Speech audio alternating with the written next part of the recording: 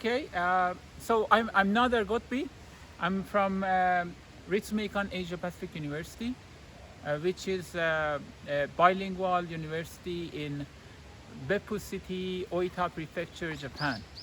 And now today we have come here to the neighbor prefecture, Kumamoto, and this is a very beautiful place, as you can see.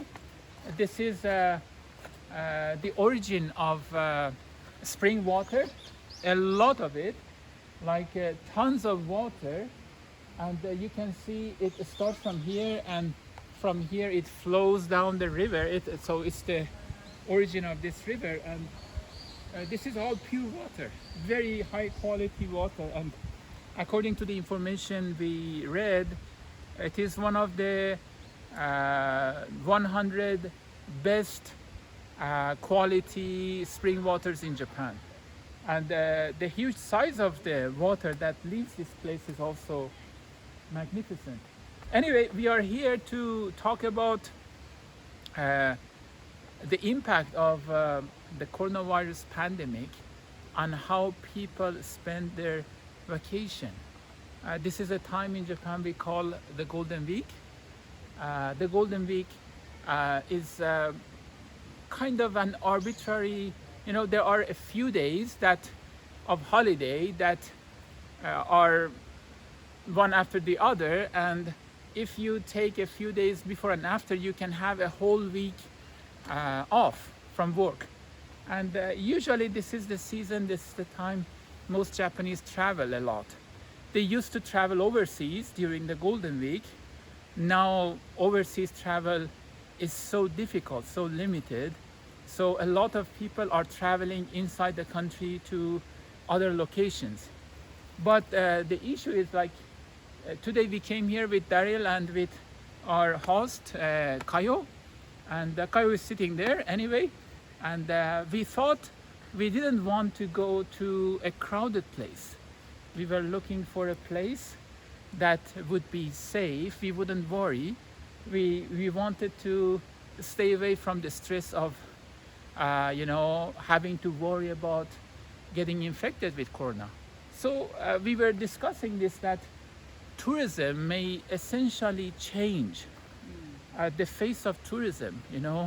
It's going to be an activity that happens mostly in less crowded areas, so away from populated cities, away from metropolitan areas, and in areas that you can have fresh air, you can have a lot of clean air coming and leaving that area. So you don't have to wear a mask, like I'm not doing. I'm not wearing a mask only because we are all outside. We have a distance, and also the air around us is clean. You can see the beautiful trees. And remember, while we are talking about this, we are talking about the huge impact on economy of many countries, that tourism was a very important source of revenue for them. So many businesses related to tourism have gone bankrupt. So many more are under pressure. In Japan, the government is actually trying to compensate many businesses to help them continue. Why? Because they have employed so many people, and if they go bankrupt, so many people will lose their employment and will become poor. So the idea now is how to save the industry of tourism and how to create employment for people in a future where people probably are going to be more concerned about protecting their health. Coronavirus doesn't appear to be something that can go away anytime soon. Vaccination will take a few more years. Even if we can vaccinate everybody, probably the new variants would require us to make new vaccines and get booster injections. So this is not something that we can think, in a couple of years, in near future, we will go back to the kind of life we had. And so this is one idea we had today, to go out to the mountainside, to places that there are very few people. The only people we saw were some people who were on a campsite. So imagine campsites are probably a lot more attractive for tourists nowadays than the situation which existed before. People would not like to go to Tokyo, Shibuya to spend their holiday these days. They actually would like to go somewhere without the stress. And as you can see here, there doesn't seem to be any stress here, and we are enjoying our time. We are looking at this water, we are looking at the trees, we are looking at the green, and we look at other people like us, and we can feel they have the same concerns like we do, and we can feel the kind of empathy that everybody has to protect others, not to cause trouble for others, not to be a source of worry and concern over infection to others. So I think this is a good idea to continue to think about, the future of tourism, ecotourism you can call it. You can call it safe tourism, safe in the sense of a pandemic, a contagious disease, and at the same time you can think about what kind of employments would be available for people who are going to lose their jobs in the traditional tourism sector. So I think that's the main point of my talk. I would like to ask Daryl if you would like to add something and to tell us about how you felt, your experience. Did you have a good time, and do you prefer it to going to a cafe and drinking coffee, or what do you think? Well, I think this is, as you say, this will be much more interesting for people to experience nature. And I mean, in the second part of your lecture, we'll go to see some different flowers and different spaces. But the fact that we can sit outside and not be concerned about being a risk to other people, Yeah. and to take our stress away from having to wear a mask all the time, or staying indoor alone all the time, and going outside. And then you can see wonderful things such as this mountain wisteria, which is really fragrant. Yeah, you can and then smell it. you can smell it, and then we're gathering water from this to take something with us. Is the water. The water is interesting as well, because the water is free, whereas often the tourist shops in the regular tourist station are earning their income. So how do you think that will affect if people think, well, instead of buying a special liqueur or drink, I'm just going to take the fresh mountain water? Yeah. Is it healthier? Of course, it's a lot healthier, and you can be sure that the filtering of water is perfect. I mean, this water is coming from under this mountain, so there wouldn't be any contamination in it. It's a surface water. You don't have to spend any money adding chlorine or any other chemical. You can just put a pipe here, take it to a nearby city, and nearby this area, actually there are no big towns. There are a few small villages, but there are like places people can come here, collect water for their daily usage, and at the same time they can come here, appreciate nature, and take very fresh water, very freshly produced water. There are many spring water fountains like this in Kumamoto and also in Oita, and in some places they actually contain CO2. They contain they are like soda water, and one of them that I know is in Oita. It's not far from here, so it's very close to Kumamoto. It's called Oike, and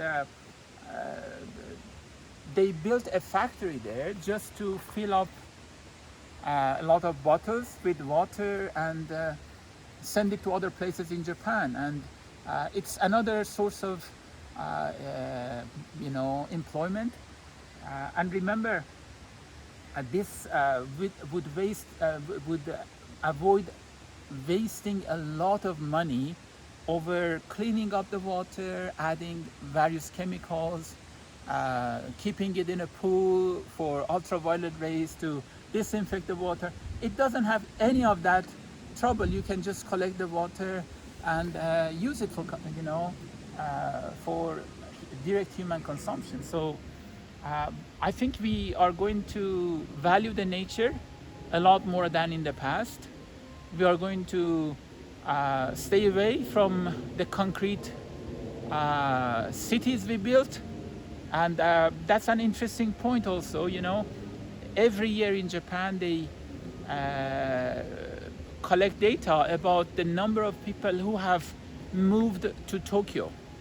And this year they realized the number has fallen so much compared with the previous years, meaning that still a lot of young people may go to get a job, but a lot of people are moving out of Tokyo to places like here that they can enjoy a much safer, more natural life. And probably this will help the dying, small villages in rural areas to actually get their life back and, revitalizing them. So, yeah, we are very happy today, and I think our happiness is part of, the happiness that everybody is supposed to be looking for. And we got it at a very inexpensive rate, we just got on our I came with a motorbike, my friends came on a car, and it was not very far, and we came here enjoying the ride and looking at the scenery, looking at the mountains, and now drinking water. So we have had a very good day, and I hope you also will have a nice day and stay safe.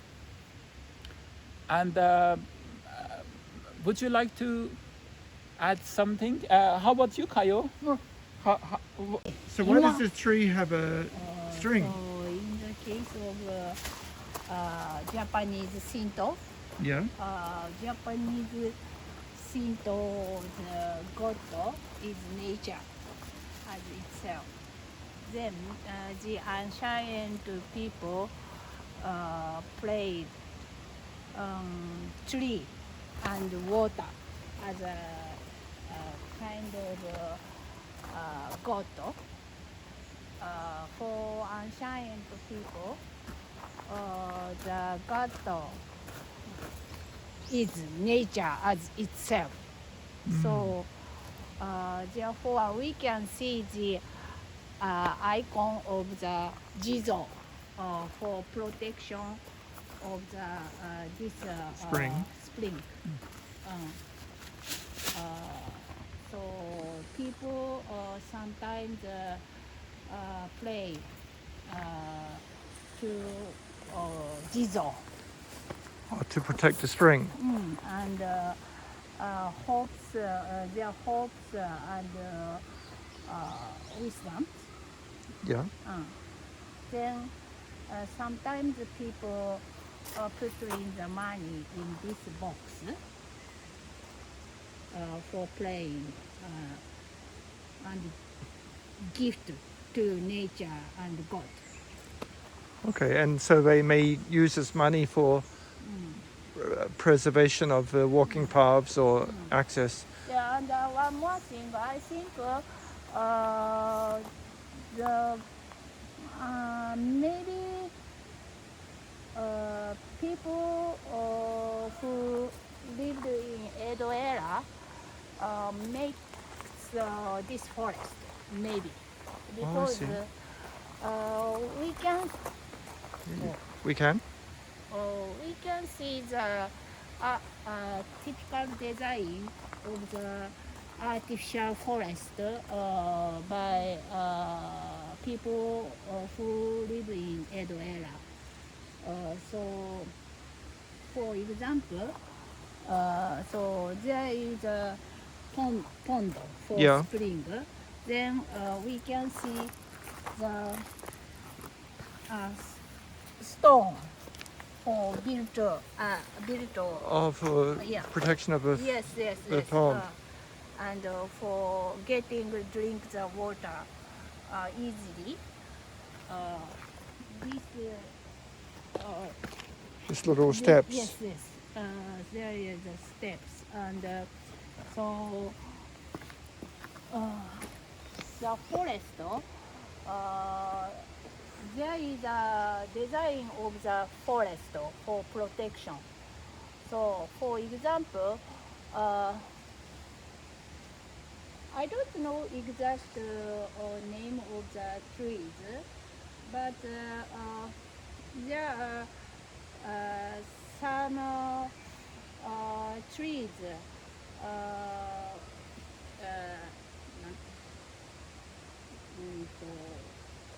we except of cedars.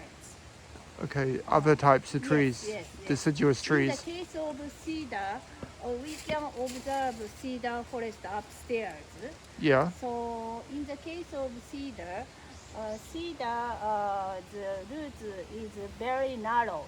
It means soil often slips by raining. But for protection of the slip of the soil by serious raining, sometimes people who live in Edo area plant the seeds of the trees, which has big and wide roots inside of soil. To protect the landslides. Yes. I see. So, unfortunately, maybe since World War II, the Japanese government promoted to forestry by planning of the artificial forest, which use only cedars. So, as a result, for example, we can observe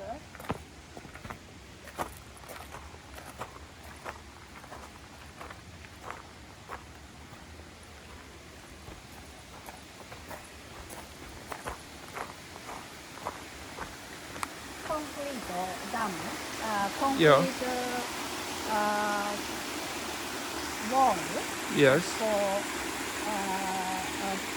protection of the slip and release of the soil after serious raining. Because you can see lots of cedars in spite of the riverside. In the case of the Edo period, there are designed forest near riverside. No cedars. Oh, I see. This condition is a tradition. On the left. Yes. On the right. But, yeah, right side is a modern forest. We can observe traditional style and a modern style after since World War II. So this types of forest smoothly and rapidly blow the soil near after serious raining, because so in the case of Mount Aso area, there are lots of raining in a year. Maybe the amount of the raining in a year in this area is double or third time, 3 times. I see. Corresponding the average of the amount of raining Yeah, in Japan as an area. I see. So because the geometric location is the most important for raining in this area. Mount Australia rim, range of the mountain Aso and Kyushu located in center of Kyushu Island. So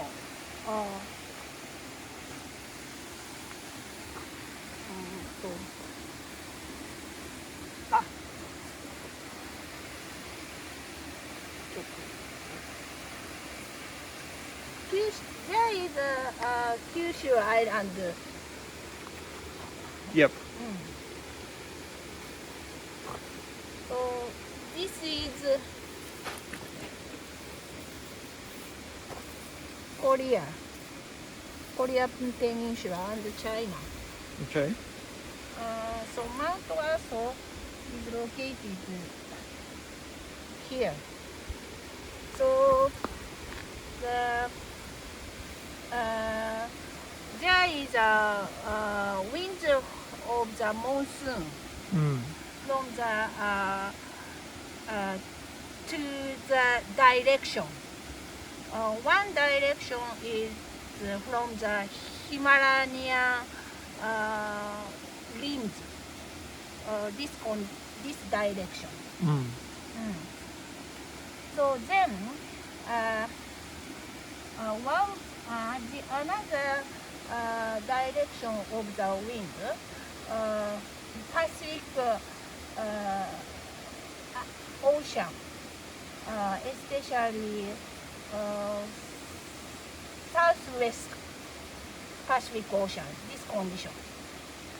So then, doubles window, including humid air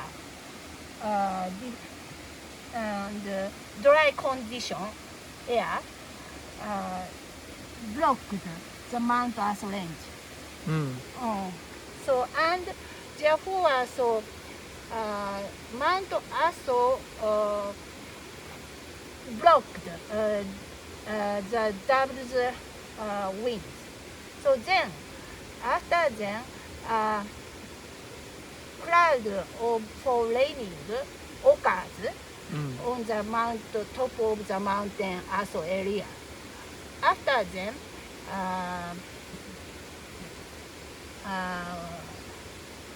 emergence creation of the rainy cloud on the top of the Mount Range Aso.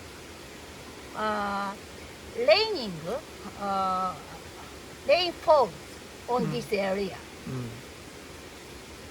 Here. I see. So that's why there's a lot of landslides in the post-World War And so forestry. And one more thing, there is the important characteristics of the soil. So because this soil is ashes from active volcano. So ash can soonly pass through the water from the underground. Yeah. Then there are underground, there are rock, the very ancient period, under the ground. Yeah. This condition. Yep. Rock, Yes. ash, Yes. slow the pass through the water. Then There are lots of huge limbs of the underground in see. this area. Mm. There is a basin for underground water in this Mount Aso area. I see. Therefore, so in short, organic, I think this shows a living organic motion as itself. Mm. So we keep on living in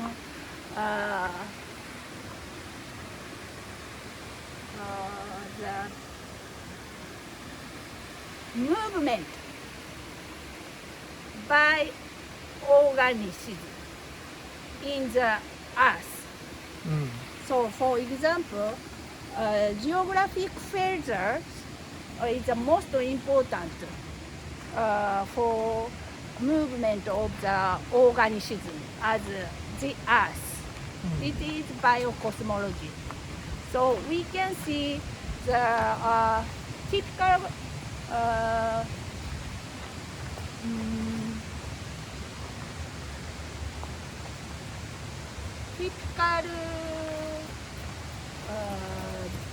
design,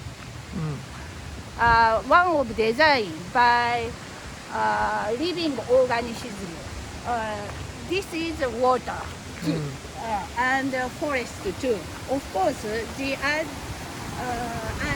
then especially in the case of people in Edo era, focused on the utilization of the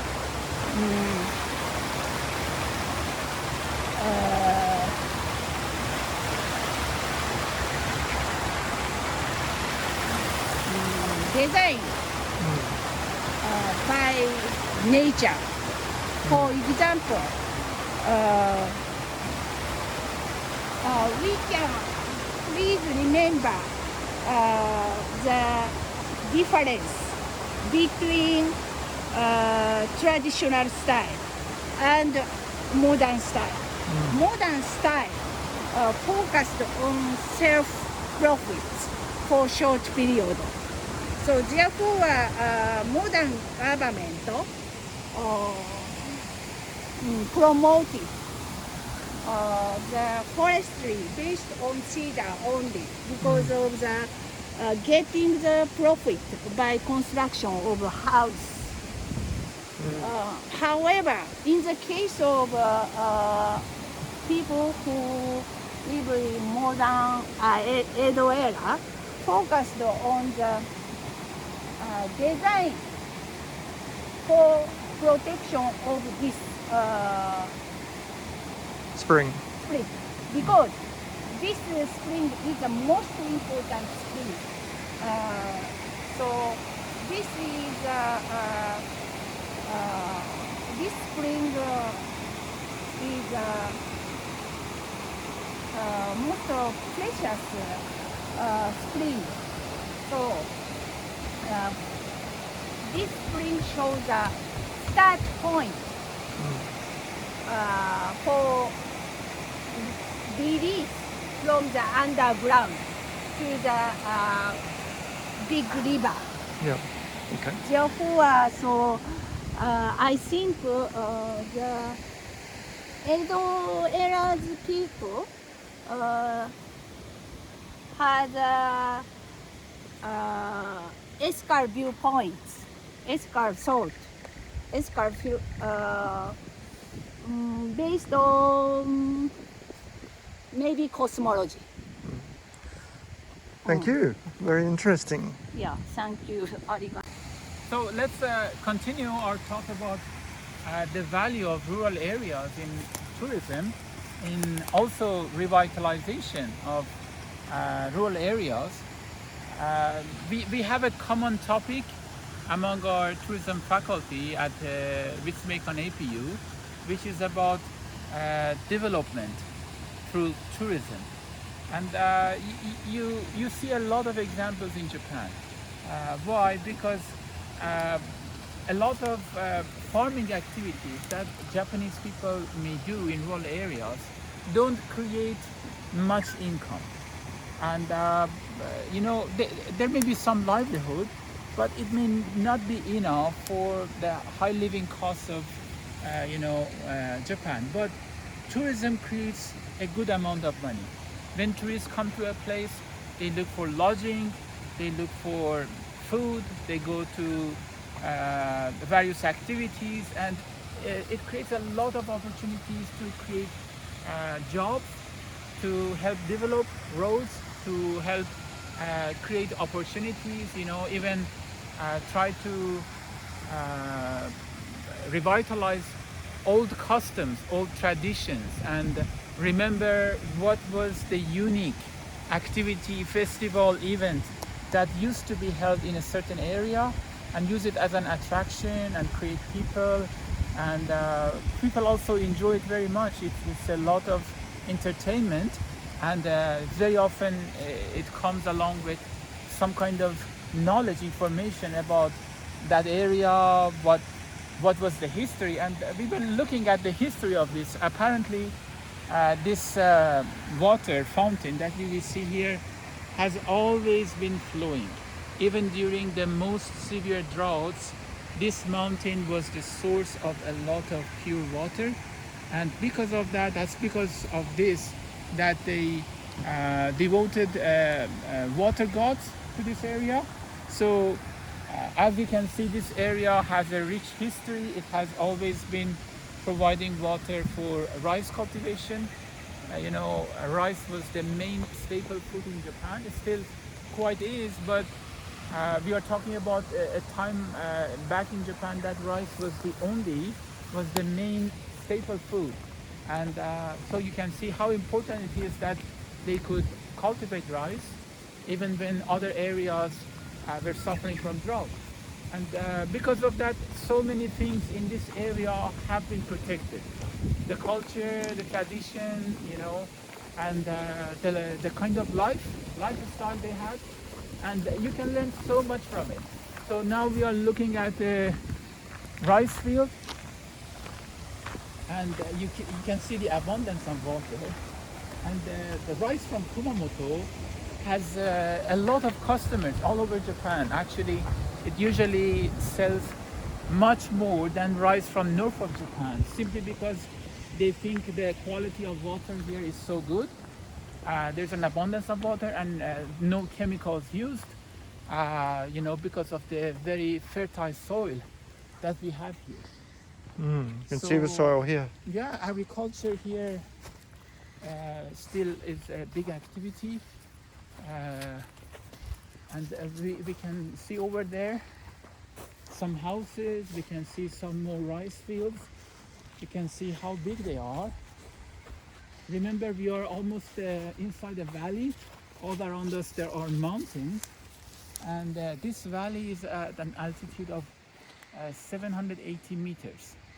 So it's kind of, it's much higher than the sea level, and the water is clean, the air is clean, and it can have potential for a lot more employment, a lot more jobs, a lot more activity, tourism, campsites, hiking, exercise, and a healthy lifestyle, and maybe healthier vacations. So I hope you have opportunities like these, anywhere you are, and you can think about the potential of places like this that exist in your country, in your nation, and you can think of a plan to both protect the nature and create a livelihood for people. So how do you think there will be a transformation in the style of vacation from towards a participatory? Yes. That people may want to try out the farming or try out for gathering things in the forest or mushrooms or. Exactly. Like I was reading actually a report recently, and you may have heard of the problems of tourism in many countries, that the main revenue income of the country was tourism. And the idea was that, like in Maldives, the idea was that tourists can come and they can be sent to a relatively isolated spot where they will have their own, facility, not next to other people, and they don't have to worry about the pandemic. It's like the pandemic doesn't exist. And these locations are like that. They are not on the ocean. They are in the middle of the mountain. They are in valleys, but they are not dense. They are scattered through a wide area, and there are scattered houses, tents, campsites, and you can simply have a manager to identify these locations and advertise them. And when people come, they can be moved to this place, and they can be given some activities, some maps of the area where they can go hiking, where they can go, for example, sightseeing. And so it's a lot of fun. And I think this is something that has to be supported in the future by local government funds to help start it, to help support this and provide information for local citizens. Maybe people from the city would like to come and invest some of their time, some of their resources to create a plan for that kind of activity. One problem in Japan is that a lot of people in rural areas are getting old. So we need young people. We need young people who are not too much obsessed with the attractions of a large city like Tokyo, like Osaka. And they have more interest in nature. And if you love nature, you will never be disappointed from moving to this place, even if for a short time. And you will carry very good memories and probably a little water, very pure water, as we did. And then on the hill there, we can hear the cows. So there's a beef farm, or is it beef or dairy cattle? Oh, there are many, I think, many farms generally in this area. When you have a farm for cattle, an important thing is for them also to protect them from contagious diseases. And so these areas that seem to be like remote, isolated, these are the best places to keep your cattle safe from diseases that are very common in the kind of factory farms we have for cattle in other locations. And they save a lot in not having to pay for diseased cattle or for their medical treatment, because basically if you have a healthy cow or healthy, any kind of farm animal here, you can be almost sure that there are very few diseases you have to worry about. The main thing is providing nutrition, and there are lots of grazing fields. In some places you can just allow the cattle to freely move around and feed themselves. There's a lot of grass growing by itself. And also the common areas of Mount Aso, which are quite interesting. K.Uejima has worked and managed in those forest areas, the common areas. So in the summer you see cattle grazing there. In grasslands. So it's very interesting. Lots of activities can be done. And recently you see a lot of goats or sheep in Kumamoto area, because it adds to the variety of the farm, and it also helps take care of some other activities. Meaning a farm should not be just about rice. It could be a number of various crops and vegetable, and also some animals, and some tourism activity, and some water related activity. So you just use this rich area to enrich the activities that you can organize around, the resources that are So so in a abundant. sense, this is one of the points of American University of Sovereign Nations, Oh, is to try and decolonize education so that we take away from the colonization of nature.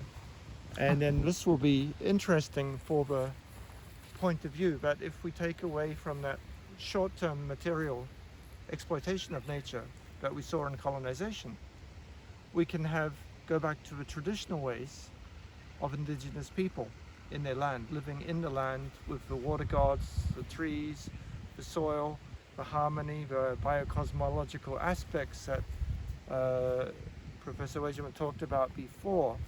And these are interesting because how do we come back? So maybe the pandemic, in this sense, has caused us to rethink many aspects of the value of nature, the value of life.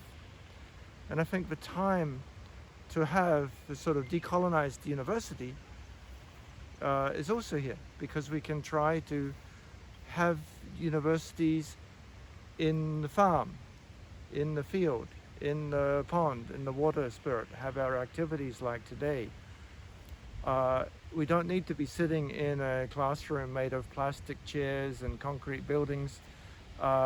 We can actually go to nature and do hands-on activity. And the skills that people need in the new normal, in the new life, are this knowledge of the traditional, the indigenous, the spiritual, the long-term economic and sustainable livelihood. So as you were saying, we can decentralize, decentralize in education and in a sense. It's much more than the tourism. These people, if they chose to live here, it's not a holiday. This is a lifestyle choice that people can make. and we can make an opportunity to return to nature, Yeah, and return to nature. And I think this is one of the interesting aspects of real decolonization. So colonization was a very exploitative mechanism for taking goods, spices, and other material goods back to the colonies for short-term profit. But here, you actually have a sustainable economy.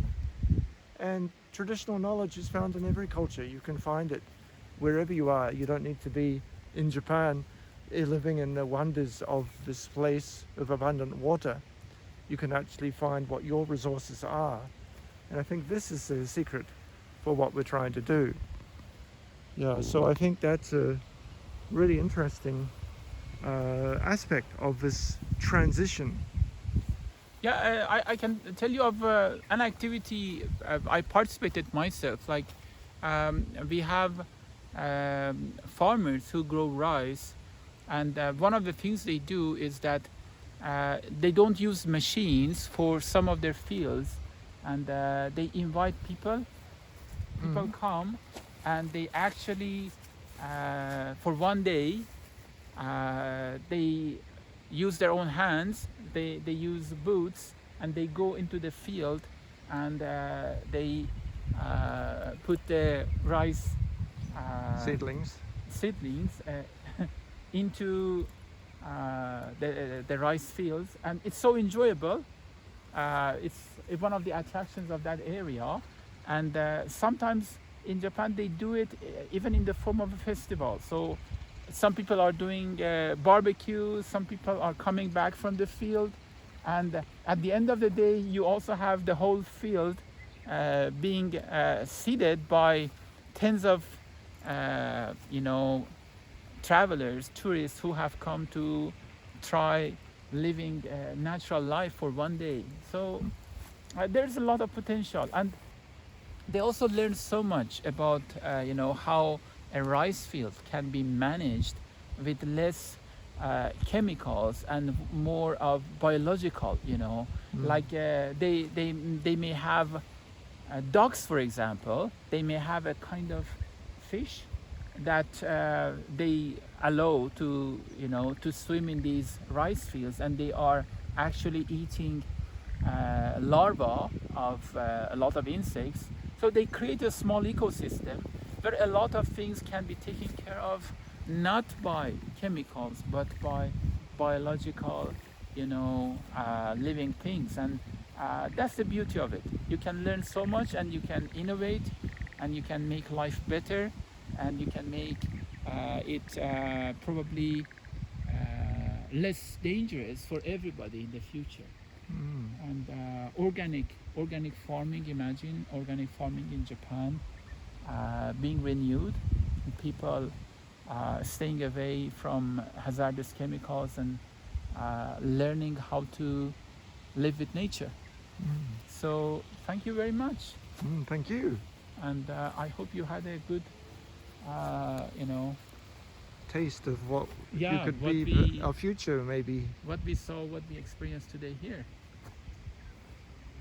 So this is a mushroom. What is this shiitake mushroom? Shiitake mushroom. And how do they grow it?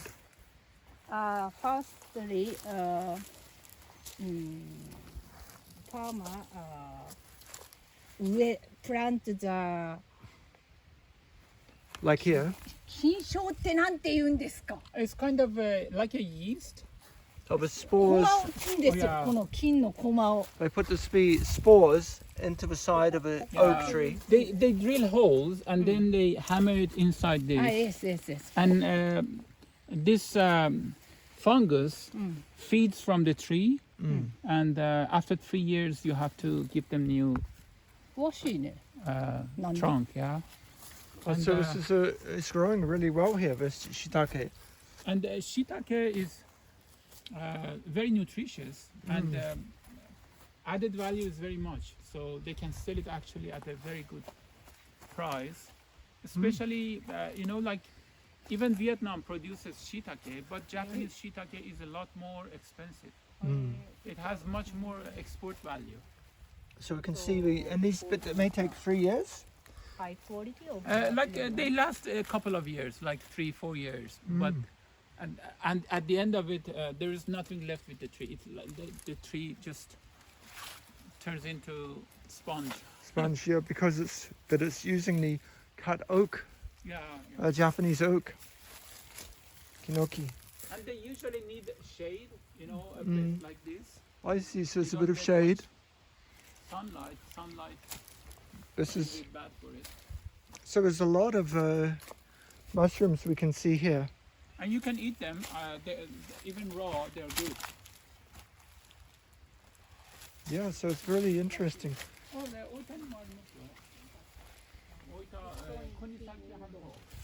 So this is in Kumamoto, but they're growing around, and you can see the shiitake mushrooms. So this is one of the products here. So we can see quite a high density of oak branches.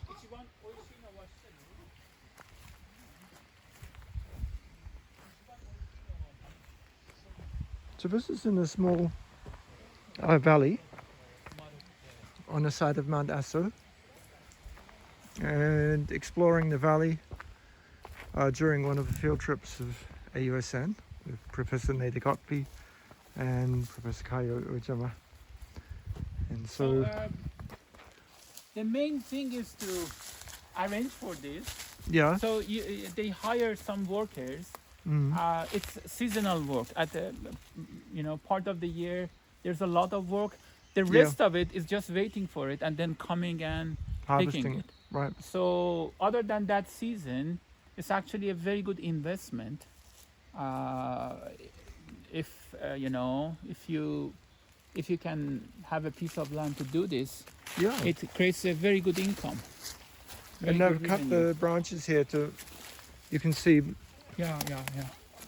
But it's quite hard work when you have to cut these trees. Of course, they use machines. They use seesaw, this electric seesaw. electric But chainsaw. moving chainsaw, but moving these requires manual labor. Oh yes, and they put the fences down here with a barbed wire fence to rest the trunk of the trees next to here. But yes, there's a lot of mushrooms. But How old do you think these mushrooms are? You say, It's still too early. They can grow to like the size of your hand. They can become very big. But in that season, they have to come and pick them, those that have grown, and come and pick repeatedly because they're growing. I see. So there's a few growing in the cuts here as well to stimulate the growth. And this is not the commercial mushroom here. This is just another. Yeah. This is not shiitake. This is like probably this tree is a bit old, and this is just decomposing. But this side has given mushrooms. Yeah. Interesting. Very pleasant little I've valley. seen a very large shiitake in some shiitake farms in Oita, and they produce so much in the right season, a couple of months from now. Yeah. So the oaks, and then we can see the Fuji, the wisteria. And then what have they done here? These branches, why are they put on top of the logs? 押してあるんですよ。 To protect them from drying, huh? To protect from drying too much. Hmm. I see. So the preparation as technology is quite interesting. So the And small usually branches. They need water nearby to be able to grow these trees. Yep. Yes, oak trees are normally in the water by the forest stream. Wisteria is growing there. So it's really a quite interesting valley. It's really good. Yes. And then you prayed to the god before taking the water. The small jiso is here. This is the spring, also piping directly from underground, and you can see how much water is running here as well. Yeah, running freely. Really. Nobody is here to collect any of it. And it's running 24. 24/7. Yeah. Of course, a lot of it will get back to the river and flow. Yeah. And some of it will be used in these rice fields, and some of it will go to rice fields down this road and Down the valley and onto in the ocean. end, yeah, it enters Ono River, which actually ends in Beppu Bay. So it goes to the ocean finally, and on its way, it helps irrigate a lot of agricultural land. And then it goes back in the clouds and Yes, comes yeah. back and rains The water again. cycle, yeah. The water cycle back from here.